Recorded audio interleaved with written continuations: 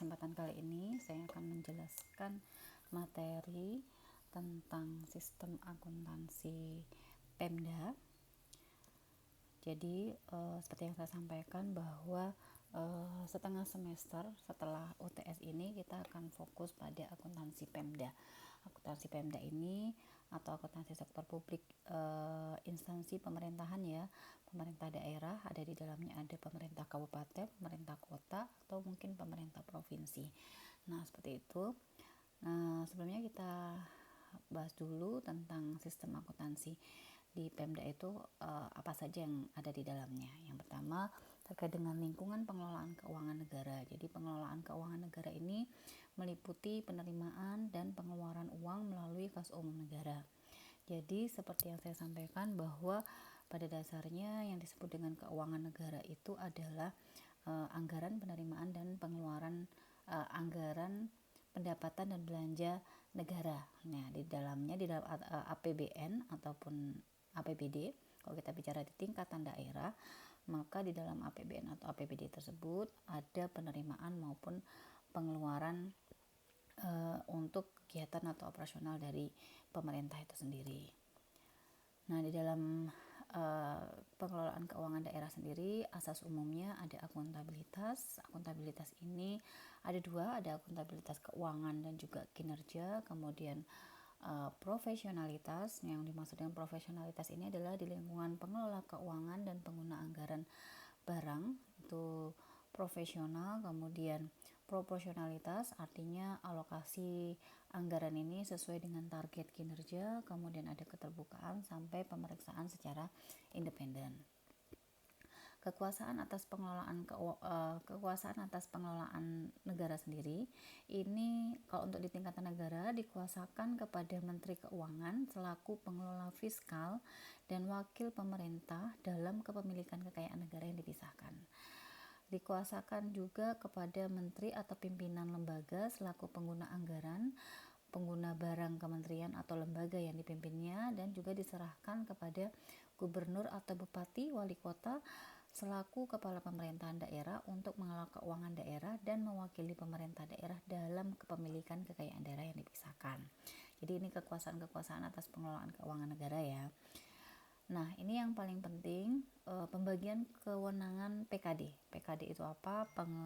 Pengelolaan keuangan daerah. Jadi di dalam pengelolaan keuangan daerah ini akan dibagi menjadi kewenangannya, yaitu ada gubernur, bupati, wali kota, kemudian ada SKPD. SKPD itu adalah Satuan Kerja Perangkat Daerah, di mana SKPD ini adalah sebagai pengguna anggaran yang mengimplementasikan anggaran, yang menggunakan anggaran. Sedangkan di sini di bawah gubernur ini juga ada yang disebut sebagai SKPKD. SKPKD itu adalah Satuan Kerja Pengelola Keuangan Daerah di lingkup PPKD. PPKD itu adalah pejabat pengelola keuangan daerah. Jadi di sini nanti ada dua, ada sebagai SKPD dan juga ada sebagai PPKD. PPKD ini sebagai pengelolanya, sedangkan SKPD adalah sebagai pengguna anggarannya.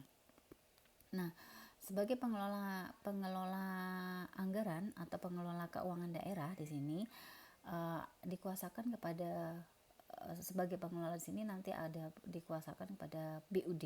BUD itu adalah Bendahara Umum Daerah. Bendahara Umum Daerah nanti akan menempatkan perwakilan bendaharanya di masing-masing SKPD. Di dalam SKPD nanti kita akan menemukan ada dua bendahara. Ada bendahara penerimaan dan juga ada bendahara pengeluaran. Terkait dengan kekuasaan PKD, pengelola keuangan daerah. Jadi di dalam hal ini Kepala SKPKD selaku pejabat pengelola keuangan daerah. Kepala Satuan Kerja Perangkat Daerah atau SKPKD selaku pejabat pengguna anggaran atau barang daerah. Sedangkan Sekretaris Daerah selaku koordinator. Jadi kalau Anda lihat di sini kan ada garis putus-putus ya. Jadi Sekda ini sebagai koordinatornya saja. Kalau SKPKD dan juga kalau SKPKD tadi pengelola keuangan daerahnya, kalau SKPD adalah sebagai pengguna anggarannya, gitu ya. Siklus pengelolaan keuangan daerah itu dimulai dari proses penganggaran. Proses penganggaran sudah kita bahas sebelumnya ya di bab khusus tentang anggaran. Kemudian dari penganggaran ini kemudian dilakukan pelaksanaan anggaran atau perbendaharaan. Jadi setelah dilakukan penganggaran, kemudian melaksanakan anggaran. Setelah dilaksanakan anggaran, kemudian dilakukan pencatatan. Jadi di sini dilaksanakan itu berarti kita mengimplementasikan. Setelah kita implementasikan, maka di sini kita lakukan, karena mengimplementasikan itu kan berarti kaitannya dengan kita melakukan suatu transaksi kan ya. Nah, transaksi keuangan atau transaksi ekonomi, sehingga dalam transaksi keuangan atau transaksi ekonomi tersebut maka perlu kita lakukan yang namanya pencatatan dan pelaporan. Setelah dilakukan pencatatan dan pelaporan, maka perlu dilakukan yang selanjutnya adalah pemeriksaan. Setelah dilakukan pemeriksaan, maka hasil dari pemeriksaan ini, dalam hal ini adalah dilakukan pemeriksaan oleh BPK, maka nanti selanjutnya akan dilakukan yang namanya pertanggungjawaban kepada badan legislatif, seperti itu. Pendekatan perencanaan dan penganggaran. Jadi kalau untuk perencanaan dan penganggaran ini pendekatannya terintegrasi, penyatuan anggaran berbasis kinerja, kerangka pengeluarannya jangka menengah, kemudian klasifikasinya ada fungsi, organisasi, dan juga jenis belanja. Nah, ini pelaksanaan anggaran. Jadi untuk pelaksanaan anggaran di sini ada beberapa dokumen yang akan digunakan. Jadi berdasarkan DPA SKPD, dokumen pelaksanaan anggaran. Jadi DPA itu adalah dokumen pelaksanaan anggaran. Untuk daerah diperlukan surat penyediaan dana atau SPD. Nah, pendapatan diakui setelah kas masuk ke rekening kas umum daerah. Nanti untuk terkait dengan anggaran ini ya, yang nanti sifatnya cash basis. Kemudian sisi pembayaran atau pengeluaran dari anggaran itu bisa menggunakan dari dana kas kecil. Dana kas kecil itu terdiri dari uang persediaan atau kita sebut sebagai UP. Jadi di sini istilah kas kecil itu kita sebut sebagai UP atau uang persediaan. Atau dengan pembayaran langsung. Pembayaran langsung ini biasanya dilakukan langsung oleh PPKD seperti itu. Nanti akan lebih jelasnya pada saat kita praktek ya. Nah, di sini akuntansi di sektor publik atau Pemda sendiri memiliki fungsi yaitu menyediakan informasi kuantitatif terutama yang bersifat keuangan tentang entitas ekonomi. Saya rasa fungsinya sama ya, dimana akuntansi di Pemda ini informasi yang dihasilkan oleh akuntansi dimaksudkan agar berguna sebagai input yang dipertimbangkan dalam mengambil keputusan ekonomi yang rasional. Sebenarnya di lingkup akuntansi sektor publik ini bisa kita bagi jadi dua ya. Jadi akuntansi sektor publik itu ada akuntansi pemerintahan yang akan kita pelajari, yaitu akuntansi Pemda salah satunya. Kemudian ada akuntansi non pemerintahan. Jadi selain instansi pemerintahan. Sedangkan akuntansi pemerintahan ini dibagi menjadi dua, ada akuntansi dari pemerintah pusat sendiri atau akuntansi pemerintah daerah, yaitu terdiri dari provinsi, kabupaten maupun kota. Nah, tujuan dari akuntansi pemerintahan sendiri, satu sebagai pertanggungjawaban, yang kedua sebagai manajerial, yang ketiga juga sebagai pengawasan. Akuntansi sebagai pertanggungjawaban itu artinya akuntansi memberikan informasi keuangan yang cukup lengkap, cermat, dalam bentuk dan waktu yang tepat bagi pihak yang bertanggung jawab atas operasi unit-unit pemerintahan. Jadi itu agar artinya dengan adanya akuntansi harapannya nanti dapat memberikan informasi keuangan yang lengkap tadi ya, seperti itu. Kemudian akuntansi pemerintahan bertujuan sebagai manajerial. Artinya apa? Harapannya dengan akuntansi pemerintahan ini, akuntansi pemerintahan harus atau dapat menyediakan informasi keuangan yang diperlukan untuk perencanaan, penganggaran, pelaksanaan, pemantauan, pengendalian anggaran, perumusan kebijakan, dan pengambilan keputusan, serta penilaian kinerja pemerintah. Selain itu, akuntansi pemerintahan di sini juga bertujuan untuk sebagai pengawasan. Jadi, akuntansi pemerintahan sebagai pengawasan ini adalah memungkinkan terselenggaranya pemeriksaan oleh aparat pengawasan fungsional secara efektif dan efisien. Karena dengan adanya akuntansi pemerintahan berarti nanti ada laporan keuangan dari pemerintah, yang mana dari laporan itu maka dapat dilakukan yang namanya pengawasan, salah satunya dengan melakukan pemeriksaan atau yang dilakukan pemeriksaan oleh BPK. Nah, ini yang perlu Anda pahami nanti, sistem akuntansinya adalah SKPD. SKPD ini adalah satuan kerja, jadi sistem akuntansi di satuan kerja. Di dalam satuan kerja atau SKPD nanti ada 3 laporan keuangan yang dibuat. Seperti yang kita ketahui bahwa laporan keuangan di Pemda itu nanti ada 7 ya. LRA, neraca, CALK, LRA, neraca, CALK, kemudian ada laporan perubahan SAL ya, kemudian ada laporan perubahan ekuitas ya kan. Nah, itu ini yang akan dilakukan di SKPD, atau SKPD itu yang dibuat laporan keuangannya adalah laporan realisasi anggaran, neraca, dan CALK. Kemudian di BUD sendiri juga nanti akan membuat laporan realisasi anggaran, neraca, laporan arus kas, dan juga CALK. Nah, nanti laporan dari SKPD maupun BUD akan dikonsolidasi jadi satu ya di PPKD, kemudian akan diserahkan kepada kepala daerah. Seperti itu. Nah, ini sistemnya pemeriksaan dan pertanggungjawaban di pemerintahan. Jadi laporan keuangan yang sudah yang belum diaudit, diperiksa, akan dilakukan pemeriksaan oleh BPK. Setelah dilakukan pemeriksaan oleh BPK, akan menjadi laporan keuangan yang sudah diaudit. Laporan keuangan yang sudah diaudit ini nanti akan diserahkan kepada DPR atau DPRD, ya kan. Nah, ini presiden atau kepala daerah kan ya, awalnya dari sini, kepala daerah atau presiden membuat laporan keuangan yang nanti akan diserahkan kepada BPK. Oleh BPK nanti akan dilakukan pemeriksaan. Setelah dilakukan pemeriksaan akan menjadi laporan keuangan yang sudah diaudit. Laporan keuangan yang sudah diaudit nanti akan diserahkan kepada DPR atau DPRD. Kemudian selain itu nanti akan dilakukan yang namanya raperda. Di dalam raperda ini adalah untuk mempertanggungjawabkan dari laporan keuangan tersebut. Nah, laporan keuangan ini nanti yang sudah diaudit akan dibahas bersama, ya kan? Dibahas bersama dengan presiden atau kepala daerah bersama dengan DPR atau DPRD. Kemudian nanti akan setelah dibahas maka akan menjadi perda atau LPJ, laporan pertanggungjawaban dari laporan keuangan itu sendiri. Seperti itu. Itu alurnya ya. Nah, ini terkait dengan keuangan negara.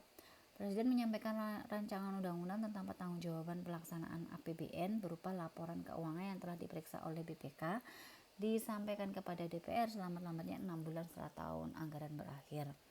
Laporan keuangan setidaknya sampai dengan tahun anggaran 2013, karena tahun 2013 itu kita pakai PP nomor 24 tahun 2005, itu masih hanya 4 ini laporan keuangannya. Tetapi setelah tahun selambat-lambatnya pada tahun anggaran 2014, paling lambat itu adalah tahun 2014, itu menggunakan yang terbaru yaitu PP 71. Di dalam PP 71 tahun 2010 itu pemerintah daerah itu atau Pemda itu wajib membuat laporan keuangan sejumlah 7 ini nanti. Seperti itu. Nah, ini yang perlu kita pahami bahwa seperti yang saya sampaikan bahwa sistem akuntansi di pemerintahan kita ini mengalami banyak perkembangan, ya kan. Perkembangan itu diawali dari adanya perubahan ya, dari orde baru, orde lama menjadi orde baru, kemudian menjadi era reformasi. Di situ dari yang sentralisasi menjadi desentralisasi. Sistem pemerintahan tersentralisasi dan desentralisasi tentunya sangat berdampak terhadap sistem akuntansi yang akan berlakukan. Dulunya secara sentralisasi semuanya terpusat di pusat saja, gitu kan ya. Dan dulunya juga kita hanya menggunakan yang namanya single entry atau tata buku tunggal saja, atau pembukuan lah bahasa sederhananya ya. Jadi dimana kalau namanya pembukuan itu dia transaksinya itu hanya berdampak pada penambahan kas atau pengeluaran kas saja, sehingga tentunya dalam single entry ini Basis akuntansi yang digunakan adalah tentunya adalah basis kas, di mana basis kas ini pengakuan dan ataupun pencatatan transaksi ekonomi hanya dilakukan apabila transaksi tersebut menimbulkan perubahan pada kas. Nah, ini contohnya kalau buku penerimaan dan pengeluaran kas tahun anggaran 2010 sebelum menggunakan akrual ya. Jadi contohnya seperti ini. Misalkan di tanggal 9 Oktober tahun 2010, nomor buktinya 3, diterima SKP daerah tanggal 1 ya kan, surat ketetapan pajak. Nah, itu berarti ada kas yang masuk ya terkait dengan penerimaan pajak sebesar 1.350, maka yang dicatat ya fokus pada penerimaannya saja. Misalkan di tanggal 17 Oktober dibayar kwitansi untuk belanja pakaian dinas sejumlah 1.050, maka ya langsung kita catat di pengeluaran sebesar 1.050. Sehingga di sini kalau kita menggunakan basis kas atau single entry atau pembukuan, kita hanya fokus kepada saldo kasnya saja, seperti itu. Nah, dalam Permendagri nomor 13 tahun 2006, salah ya ini tulisannya ya. Sistem pencatatan single entry dilakukan oleh bendahara penerimaan dan bendahara pengeluaran baik level SKPD maupun SKPKD. Nah, dalam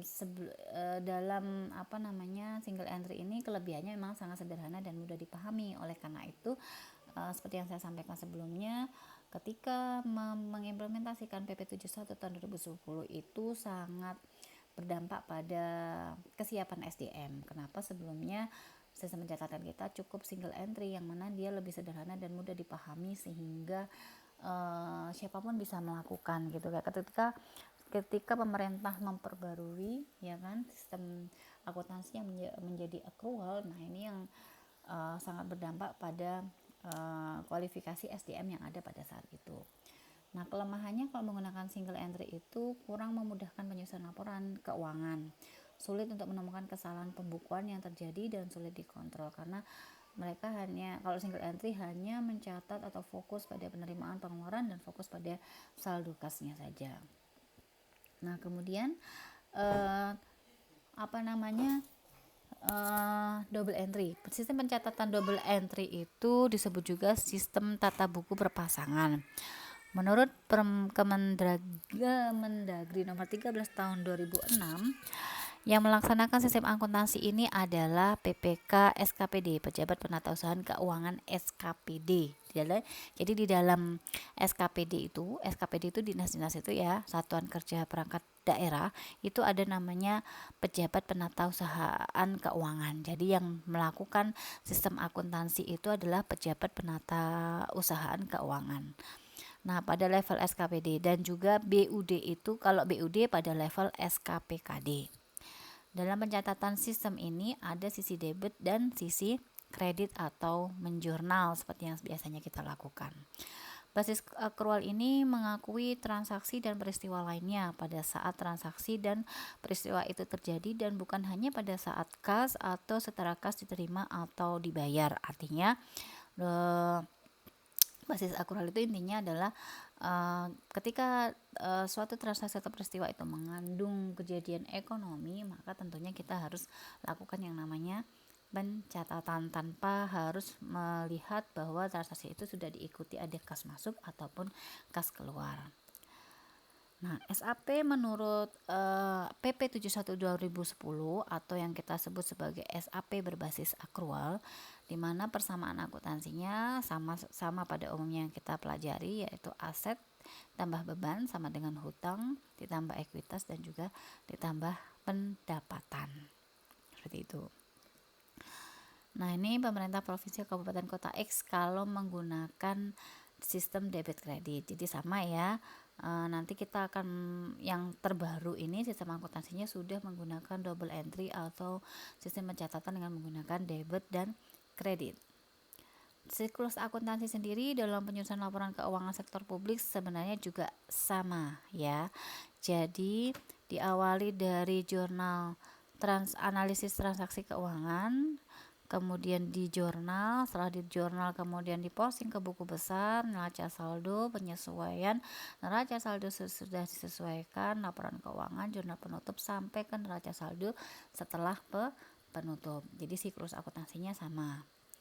Komponen laporan keuangannya ini yang berbeda. Jadi nanti komponen laporan keuangan yang akan kita pelajari ada 7 komponen. Yang pertama ada laporan realisasi anggaran, yang kedua ada laporan perubahan saldo anggaran lebih, ada neraca, ada laporan arus kas, kemudian laporan operasional, laporan perubahan ekuitas sampai ke catatan atas laporan keuangan. Laporan realisasi anggaran yang pertama ya, akan kita bahas satu-satu jenis laporannya. Laporan realisasi anggaran ini menyajikan informasi realisasi pendapatan LRA. Jadi nanti kita akan mengenal dua akun pendapatan, ada akun pendapatan LRA, ada akun pendapatan LO. Saat ini saya akan jelaskan dulu jenis-jenis laporannya. Jadi untuk laporan realisasi anggaran nanti akan menginformasikan terkait dengan realisasi pendapatan LRA, belanja, transfer, ada surplus defisit LRA karena nanti ada dua akun surplus defisit ya. Ada akun surplus defisit LRA, ada akun surplus defisit LO. Kemudian ada pembiayaan. Jadi komponen-komponen yang ada, informasi yang ada di dalam LRA itu ada pendapatan LRA, ada belanja, ada transfer, ada surplus atau defisit LRA, kemudian ada pembiayaan yang masing-masing diperbandingkan dengan anggarannya dalam satu periode. Jadi nanti akan ada dua kolom satu untuk anggaran dan juga yang direalisasikan. Biasanya akan menyandingkan kedua, jadi yang dianggarkan berapa, kemudian yang direalisasikan berapa, namanya laporan realisasi anggaran untuk memenuhi kewajiban pemerintah yang diatur dalam peraturan perundang-undangan. Ini laporan LRA. Jadi di sini kalau Anda lihat nanti struktur laporan realisasi anggaran itu terdiri dari pendapatan LRA akan dikurangi dengan belanja-belanja atau ditambah dengan transfer-transfer juga, kemudian menjadi surplus atau defisit LRA, kemudian ditambah atau dikurangi dengan pembiayaan. Setelah surplus defisit LRA ini ditambah atau dikurangi dengan pembiayaan akan menjadi sisa lebih atau kurang pembiayaan anggaran atau kita sebut silpa sikpa. Kalau sikpa itu kurang, kalau silpa itu lebih, sisa lebih pembiayaan anggaran. Laporan perubahan sal, itu tadi yang pertama ya, laporan realisasi anggaran. Yang kedua ada laporan perubahan sal. Di laporan perubahan sal ini melaporkan mutasi saldo anggaran lebih yang merupakan akumulasi saldo silpa sikpa dari LRA. Jadi di dalam LRA nanti paling akhir sendiri kita akan menemukan yang namanya silpa atau sikpa. Nah setelah ketemu angka silpa atau sikpa ini nanti akan dimasukkan ke laporan perubahan saldo anggaran yang merupakan akumulasi ya. Jadi semua akumulasi, misalkan ada silpa atau sikpa, maka semuanya akan diakumulasikan di saldo anggaran lebih. Sebenarnya saldo anggaran lebih ini sama dengan kalau kalian membuat laporan ekuitas gitu kan. Tapi kalau laporan ekuitas itu kan yang berbasis akrual, tapi kalau di sini adalah yang berbasis kas basis atau basis kas. Kemudian struktur dari laporan perubahan sal ini nanti di awal akan kita ketahui saldo anggaran lebih awalnya berapa, kemudian ditambah dengan penggunaan saldo anggaran lebih. Jadi misalkan di sini kan sudah akumulasi dari silpa atau sikpa, misalkan ada akumulasinya sekian gitu kan ya. Nah biasanya akumulasi dari silpa ini akan digunakan kan oleh Pemda. Nah ini penggunaannya berapa, akan digunakan berapa, kemudian nanti ada sisa lebih atau kurang pembiayaan tahun anggaran berjalan berapa ditambahkan ya. Kemudian kalau misalkan ada koreksi ya kan, ada koreksi itu ini silpa tahun berjalan ya, jadi ini saldo awalnya tadi, kemudian saldo awal ini kan bisa digunakan oleh pemerintah kan ya, kemudian ditambahkan dengan kalau ada silpa atau silka pada tahun berjalan, kemudian dikurangi atau ditambahkan kalau misalkan ternyata ada koreksi kesalahan pembukaan tahun sebelumnya, tambah lain-lain, maka nanti akan menjadi saldo akhir dari saldo anggaran lebih, seperti itu. Kemudian laporan ketiga adalah neraca. Neraca terdiri dari aset, kewajiban, dan ekuitas, sama ya. Tetapi di sini ekuitas merupakan surplus atau defisit dari laporan operasional atau selisih antara pendapatan dan beban akrual. Jadi kalau ekuitas ini nanti ada laporannya sendiri. Jadi nanti di neraca tetap menyampaikan ada tiga, terdiri dari tiga ya, ada aset, kewajiban, dan juga ekuitas. Kemudian laporan arus kas. Laporan arus kas mencatat arus kas masuk dan arus kas keluar baik dari aktivitas operasi, ada aktivitas investasi, kemudian ada aktivitas pendanaan maupun aktivitas transitoris. Jadi di dalam arus kas nanti ada 4 aktivitas yang bisa kita masukkan di dalam arus kas, yaitu dari aktivitas operasi, investasi, pendanaan maupun transitoris. Seperti itu. Sedangkan laporan operasional, sebenarnya laporan operasional ini hampir sama dengan laporan realisasi anggaran. Bedanya yang kita catat atau kita laporkan di laporan realisasi anggaran adalah transaksi-transaksi yang hanya cash basis saja. Sedangkan kalau laporan operasional itu kita mencatat atau melaporkannya adalah yang accrual basis. Di dalam laporan operasional itu terdiri dari ada atau strukturnya ya, ada pendapatan LO. Jadi tadi di LRA ada pendapatan juga, tapi kita tambahkan di belakangnya adalah LRA. Kalau di sini kita tambahkan pendapatan LO. LO itu adalah laporan operasional, hanya untuk penanda bahwa pendapatan yang diakui di sini adalah pendapatan yang sifatnya accrual. Kalau yang di LRA berarti adalah pendapatan yang sifatnya cash basis. Nah, pendapatan LO dari kegiatan operasional akan dikurangi beban. Kalau di laporan realisasi anggaran kita sebutnya belanja. Belanja itu adalah untuk pengeluaran-pengeluaran yang sifatnya cash basis. Sedangkan kalau beban itu adalah yang pengeluaran yang memang sifatnya adalah accrual. Sehingga dari pendapatan LO kita kurangi dengan beban akan menjadi surplus defisit dari kegiatan non operasional bila ada. Kemudian ditambahkan dengan pos luar biasa bila ada. Kemudian setelah ditambahkan tadi ya kan, pendapatan beban dikurangi surplus defisit ini ya, akan menjadi yang terakhir adalah surplus defisit LO. Sehingga laporan operasional itu di akhir kita akan mengetahui berapa jumlah surplus defisit LO. Jadi sama, di sini nanti ada akun surplus defisit LO, di LRA juga ada akun surplus defisit, tapi di belakangnya kita kasih nama LRA. Jadi bedanya kalau yang LRA adalah cash basis, kalau yang LO adalah yang accrual. Ini contoh laporan operasional ya, atau LO. Kalau Anda perhatikan di sini ada pendapatan. Pendapatan itu terdiri dari pendapatan asli daerah. Pendapatan asli daerah itu bisa pendapatan pajak daerah, retribusi daerah, pendapatan hasil pengelolaan kekayaan daerah yang dipisahkan, dan juga ada PAD. Semua pendapatan di sini diakui secara accrual karena ini adalah merupakan laporan operasional.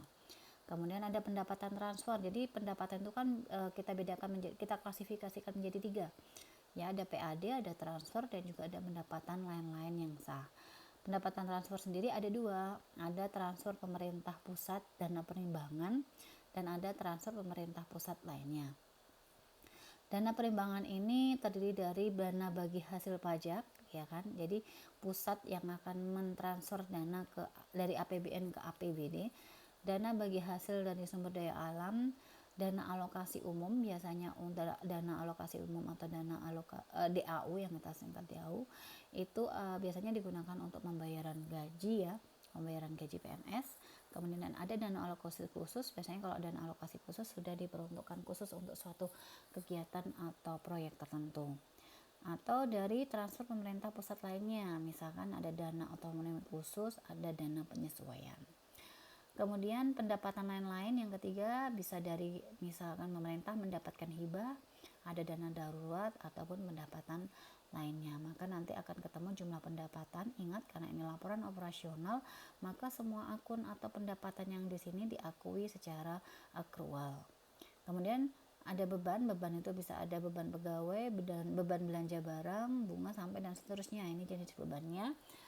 Sehingga jumlah pendapatan dikurangi beban nanti akan menjadi yang namanya surplus atau defisit. Surplus atau defisit ini nanti akan kita tambahkan surplus defisit dari kegiatan non operasional, misalkan dari penjualan dari aset, itu kan dari bukan non operasional ya. Misalkan ada keuntungan, jadi kita sebenarnya kalau kita bahasakan itu kan, kalau misalkan kita jual aset gitu kan ya, jual aset, jual kendaraan, ternyata dari yang harga jualnya itu masih menguntungkan gitu kan ya. Nah itu biasanya kan kalau untung dari penjualan aset kan kita sebut laba atau rugi penjualan aset. Tapi kan di sini karena kita bukan orientasi profit, maka tidak ada istilah laba atau rugi. Tetapi yang kita istilah laba atau rugi itu kita ganti dengan istilahnya adalah surplus atau defisit. Sehingga pada saat penjualan aset itu apakah menguntungkan atau merugikan, kita sebut sebagai surplus atau defisit, seperti itu. Kemudian bila ada pos-pos luar biasa, maka nanti akan terakhir total di sini menjadi surplus atau defisit dari LO itu sendiri. Ini kurang lebih laporan operasional ya. Sebenarnya hampir sama dengan laporan laba rugi sebenarnya.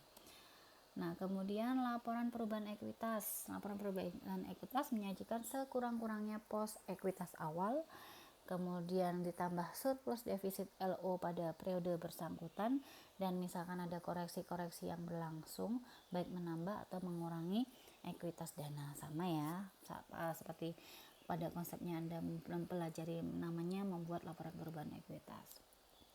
Nah, ini yang perlu saya sampaikan berulang kali. Jadi konsepsi basis akrual dan keterkaitan antar laporan. Laporan operasional disusun melengkapi pelaporan dan siklus akuntansi berbasis akrual, sehingga penyusunan LO, laporan perubahan ekuitas neraca, mempunyai keterkaitan yang dapat dipertanggungjawabkan. Jadi nanti kita itu akan membuat dua jenis laporan, yaitu yang berbasis kas dan juga berbasis akrual. Yang berbasis kas itu laporannya berupa laporan realisasi anggaran. Dari laporan realisasi anggaran nanti akan menghasilkan yang namanya silpa atau sikpa, di mana nilai silpa atau sikpa ini akan kita masukkan atau kita catat di dalam laporan perubahan SAL, karena laporan perubahan SAL ini merupakan akumulasi dari silpa atau sikpa yang terjadi setiap tahunnya. Kemudian yang kedua, basis akrual. Basis akrual itu kita awali dengan membuat laporan operasional, ya kan. Laporan operasional nanti, dari laporan operasional nanti akan menghasilkan yang namanya nilai surplus atau defisit LO, di mana nilai surplus defisit LO ini nanti akan kita tambahkan di laporan perubahan ekuitas, ya kan. Sehingga dari laporan perubahan ekuitas ini kita akan menemukan saldo ekuitas akhirnya berapa. Nah, saldo ekuitas akhirnya berapa ini nanti akan kita laporkan di dalam neraca, seperti itu. Ini misalkan contoh ya, contohnya transaksi pada laporan operasional. Jadi kita nanti ada dua, nanti ada laporan transaksi yang operasional dan non operasional. Nah, saya akan contohkan. Saya ini sayangnya tabel saya ini sebenarnya kurang ya. Jadi misalkan satu, kita akan identifikasi dulu transaksinya. Nah, telah terbit surat ketetapan pajak. Surat ketetapan pajak itu kita sebut SKP. Nah, SKP ini sebesar 500 gitu kan ya. SKP itu sudah surat ketetapan, maka surat ketetapan itu sudah mengandung surat ketetapan itu adalah bahwa gini, suatu daerah A gitu kan ya, atau pemerintah itu nanti akan mendapatkan pajaknya. Ada satu surat ketetapan yang keluar, misalkan pendapatan pajaknya adalah sebesar 500, maka surat ketetapan itu sudah bisa kita akui sebagai pendapatan kalau secara akrual, meskipun belum ada kas yang masuk, karena di sini sudah mengandung hak. Artinya haknya pemerintah dari surat ketetapan itu mengandung yang namanya hak gitu kan ya. Nah, di dalam hak itu tersebut nanti akan kita akui sebagai pendapatan. Nah, maka untuk transaksi nomor 1 ini hanya bisa kita catat ke jurnal LO saja atau jurnal akrual, di mana di jurnal akrual itu nanti kita akui sebagai, karena kita belum menerima kas, maka yang masuk atau yang didebit adalah piutang pajaknya, sedangkan yang dikredit adalah pendapatan pajaknya atau pendapatan LO ya harusnya di sini. Nah, seperti itu. Ini berarti transaksi nomor 1 itu hanya bisa kita catat sebagai akrual saja.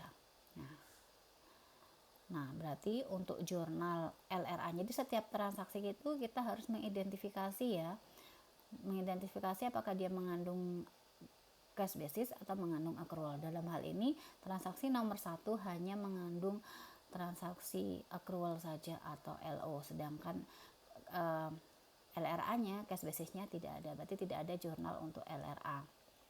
Karena di sini hanya keluar surat ketetapan pajak saja, belum disertai dengan kas yang masuk. Kemudian pada transaksi nomor 2, pajak yang diterima oleh kas negara ternyata ada 300. Nah, dalam hal ini karena ada kas yang masuk, ya kan? Kas yang masuk itu berarti ada transaksi kas yang masuk. Untuk LRA ini akan kita catat ada kas masuk. Nah, kas masuk itu atau akun kas di dalam yang cash basis kita sebut sebagai perubahan sal. Jadi jangan bingung, akun perubahan sal itu sama dengan akun kas, tetapi istilah yang kita gunakan akun kas untuk laporan keuangan atau transaksi yang berbasis kas. Kemudian di sebelah kreditnya kita akui sebagai pendapatan apa? LRA, karena sifatnya adalah kas, ya kan? Sebesar berapa? Sebesar 300. Sedangkan untuk ini untuk kasnya ya, karena di sini ada kas masuk. Pada saat yang bersamaan kita juga akan mencatat di accrualnya atau di LO-nya, jurnal LO-nya. Jurnal LO-nya apa? Kita terima kasnya sebesar 300. Untuk LO atau accrual, nama akun kasnya tetap menggunakan kas, gitu kan ya. Sedangkan untuk sebelah kreditnya itu kita menggunakan piutang. Dalam hal ini karena di awal pendapatannya sudah kita akui sebagai 500. Dari 500 ini yang kita sudah terima saat ini adalah 300, sehingga di sini nanti menjadi piutang pajak. Piutang pajaknya berkurang. Nah, tadi kan kita akui sebagai piutang pajak. Piutang pajaknya berkurang menjadi 300, kemudian ada kas yang masuk sebesar 300. Ini karena terjadi di negara, maka ini menggunakan kas ya, kas umum negara sebenarnya kan ya. Kalau di Pemda, kalau terjadi di PPKD maka menjadi kas BUD, kas bendahara umum daerah, seperti itu. Tetapi kalau untuk di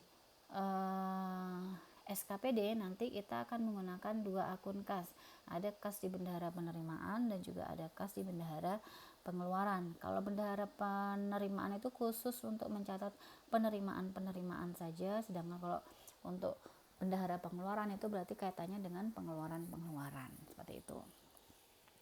Kemudian ada yang ketiga, pada tanggal neraca terdapat SKP yang belum dibayar. Di sini tidak ada transaksi keuangan atau ekonomi ya, hanya sekedar informasi bahwa yang 200 ini belum diterima. Oke, kita lanjutkan. Ini contoh transaksi pada laporan non operasional operasional masih ya. Oke. Kalau tadi itu masih kaitannya dengan akun pendapatan, kalau di sini terkait dengan akun beban. Nah, contoh 1. Satuan kerja menerima tagihan listrik sebesar 200. Tagihan listrik itu kan kita belum membayar, kita hanya baru menerima tagihan. Tetapi di dalam tagihan itu kan kita sudah punya namanya kewajiban. Maka secara accrual sudah bisa kita catat sebagai beban. Meskipun belum kita bayar, maka akan menjadi hutang, ya kan? Hutang belanja atau hutang langganan daya dan jasa. Pada yang saat bersamaan, ini untuk accrualnya. Secara accrual, tagihan listrik itu harus kita lakukan pencatatan. Tetapi di dalam jurnal LRA-nya, ya kan, di sini di jurnal LRA-nya, maka tidak perlu kita lakukan pencatatan. Kenapa? Karena ini masih tagihan, kita belum mengeluarkan 200 ini, belum kita lakukan pembayaran. Karena jurnal LRA itu basisnya basis kas, sehingga di LRA-nya tidak ada pencatatan, tapi kalau di LO-nya atau accrual-nya kita lakukan pencatatan. Selanjutnya, pada tanggal 31 Desember belum dilakukan pembayaran tagihan listrik. Jadi ini hanya informasi saja, sehingga baik LRA maupun LO tidak kita lakukan pencatatan. Kemudian ini contoh transaksi non operasional. Nah, ini contohnya non operasional. Tadi kan terkait dengan aktivitas operasional. Satuan Kerja menjual aset non lancar pada Desember 2000 sekian sebesar 150 dengan harga perolehan adalah 90. Jadi harga perolehannya itu pada saat beli adalah 90, ya kan? Kemudian dijual menjadi 150. Nah, ini kan untung ya berarti. Nah, pada saat ini kita untuk accrualnya dulu, kita identifikasi accrualnya atau kita catat accrualnya. Secara accrual itu ada kas yang masuk sebesar 150. Dan kemudian berarti karena ini ada aset yang kita jual, berarti ada aset yang keluar. Aset yang keluar itu sebesar 90. Kemudian ada kelebihan kan ya, kita asetnya kan 90 kita belinya, ternyata kita jual bisa 150, maka ada untung sebesar 60. Nah, untung ini kita sebut sebagai surplus. Ini transaksi accrualnya. Sedangkan transaksi cash basisnya atau jurnal LRA-nya akan kita catat hanya berdasarkan kas yang masuk saja.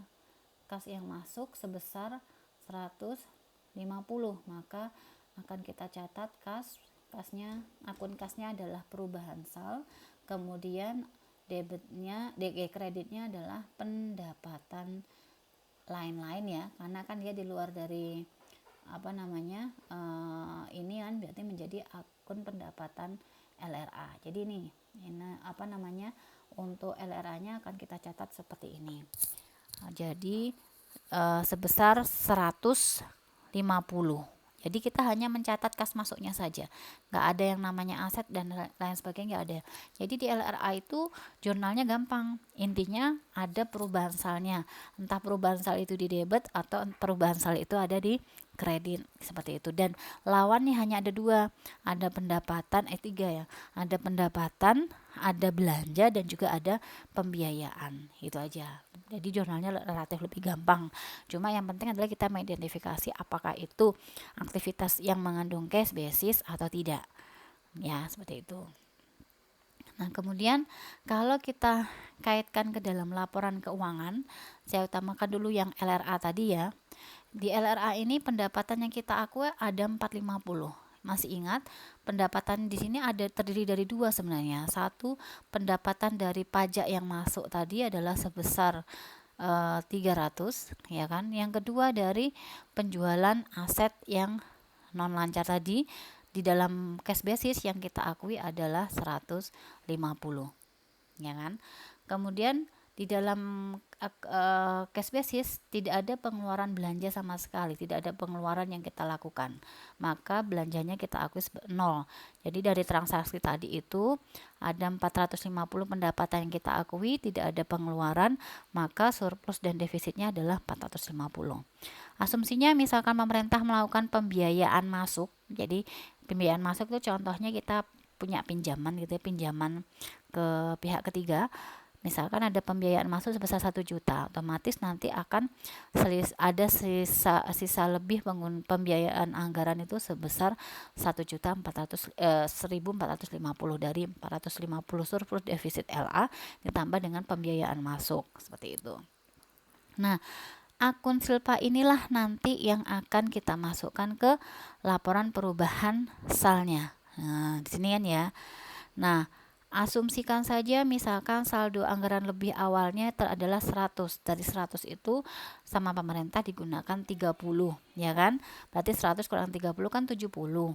Nah, ditambah dengan silpa tahun berjalan saat ini yang terjadi adalah 1450, maka 70 ditambah 140, maka saldo akhir anggaran lebih itu ada sebesar 1520.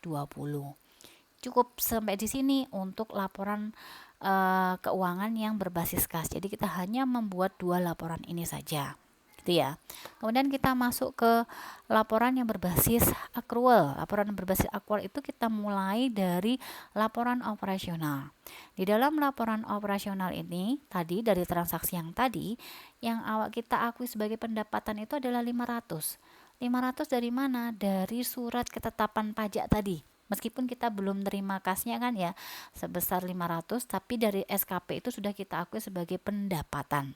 Meskipun di transaksi berikutnya ada diterima kasnya itu kan bukan lagi kita akui sebagai pendapatan, melainkan kita akui sebagai pengurang piutang, ya kan? Ada kas yang masuk tetapi bukan menambah pendapatan tapi mengurangi piutang pendapatan, karena di awal pada saat menerima SKP itu kita sudah akui pendapatan tapi kita belum menerima kasnya, sehingga debitnya yang kita akui adalah sebagai piutang pendapatan. Sehingga di laporan LO yang kita akui sebagai pendapatan ini adalah 500. Perhatikan bedanya ya. Jadi kalau laporan operasional itu yang diakui 500 dari SKP, sedangkan LRA tadi ada pendapatan juga. Tapi yang diakui pendapatan di sini adalah dari pendapatan pajak yang masuk kasnya sebesar 300 dan pendapatan dari penjualan aset non lancar yang juga berupa kas masuk sebesar 150. Kemudian beban. Kalau di LRA tadi kita tidak mengakui beban sama sekali karena kita tidak mengeluarkan sepeser pun kas gitu kan ya. Sedangkan di LO kita akui, kalau di LRA itu kita sebut namanya belanja. Sedangkan di LO itu kita akui bebannya sebesar 200. 200 ini apa? 200 ini berasal dari tagihan listrik. Di sini kita tidak akui. Kenapa? Karena masih tagihan, kita belum mengeluarkan atau membayar tagihan listrik itu. Sedangkan di sini tagihan listrik bagi accrual itu sudah merupakan kewajiban, sehingga tagihan listrik tadi sudah diakui sebesar 200. Sehingga pendapatannya sebesar 500 tadi kemudian dikurangi dengan beban tagihan listrik tadi 200, maka akan menjadi surplus atau defisit sebesar 300. Beda ya, tadi surplus ini juga ada surplus dan defisit tapi angkanya berbeda. Nah, itu yang perlu Anda pahami. Kemudian di LO ada kegiatan non operasional. Non operasionalnya dari mana? Dari penjualan aset non lancarnya tadi. Kalau penjualan aset non lancar tadi di LRA kita akui sebesar 150 berdasarkan kas masuknya. Tetapi di sini dari kegiatan non operasional ini yang kita akui adalah surplusnya. Jadi dari kegiatan non operasional ini yang masuk ada surplus sebesar 60. Tadi kan ada kasnya masuk sebesar 150. Memang ada kas masuk 150, kemudian kita kredit, kita debit kan kas 150, kemudian kita kredit itu ada surplus sama ada asetnya. Yang kita laporkan di laporan operasionalnya adalah surplusnya, surplus sebesar 60. Sehingga dari surplus kegiatan operasional dengan surplus kegiatan non operasional kita tambahkan, total surplus defisit LO itu adalah sebesar 360.